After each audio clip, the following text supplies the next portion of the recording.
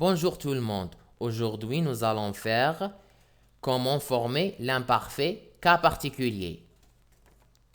Comment former l'imparfait des cas particuliers?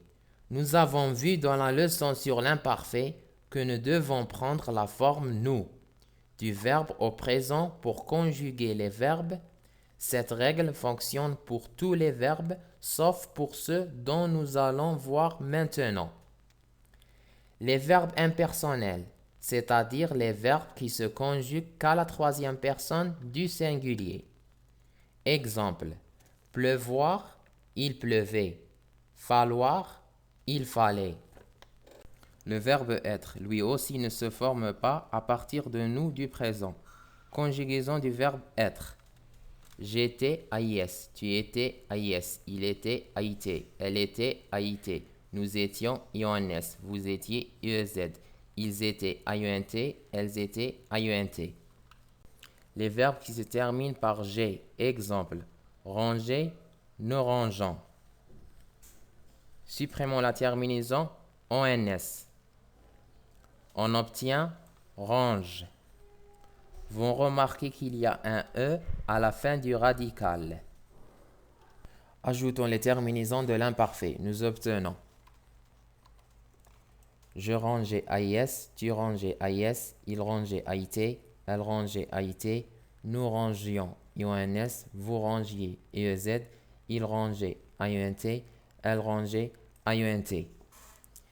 Ainsi, pour les verbes qui se terminent par G, GER, aux deux premières personnes du pluriel, nous rangions et vous rangiez, le E disparaît parce que la lettre G se prononce je devant la lettre I.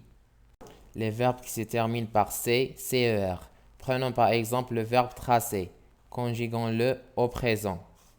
Je trace E, tu traces ES, il trace E, elle trace E, nous traçons ONS, vous tracez EZ, il trace ENT, elle trace ENT. Nous traçons. Supprimons la terminaison ONS.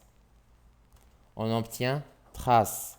On voit qu'il y a à la fin du radical la lettre C avec une CD.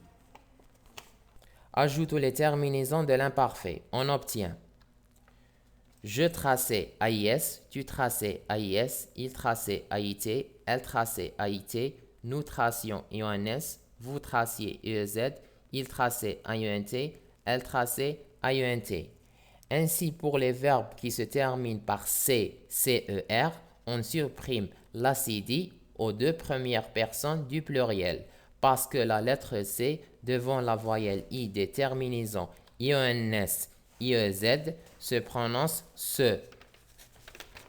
Les verbes qui se terminent par IE, IER. Prenons par exemple le verbe crier. Conjuguons-le à la première personne du pluriel du présent. Nous crions. Supprimons la terminaison ONS. On obtient le radical crie, ce qui donne un imparfait.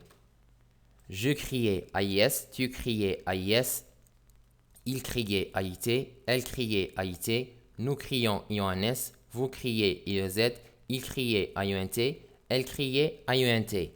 Ainsi, les verbes qui se terminent par IE, IER ont une particularité. Ils ont deux I aux deux premières personnes du pluriel. Le I du radical et le I de la terminaison de l'imparfait. Les verbes qui se terminent par YER. Prenons par exemple le verbe payer. Conjuguons-le à la première personne du pluriel du présent. Nous payons. Supprimons la terminaison ONS. On obtient le radical paye. Les verbes ont YER. Prenons par exemple le verbe payer à l'imparfait. Je payais AIS, tu payais AIS, il payait AIT, elle payait AIT, nous payons IONS, vous payez IEZ, il payait IENT, elle payait IENT. Ainsi, dans les verbes qui se terminent par YER, nous avons la voyelle Y qui est suivie de la voyelle I aux deux premières personnes du pluriel.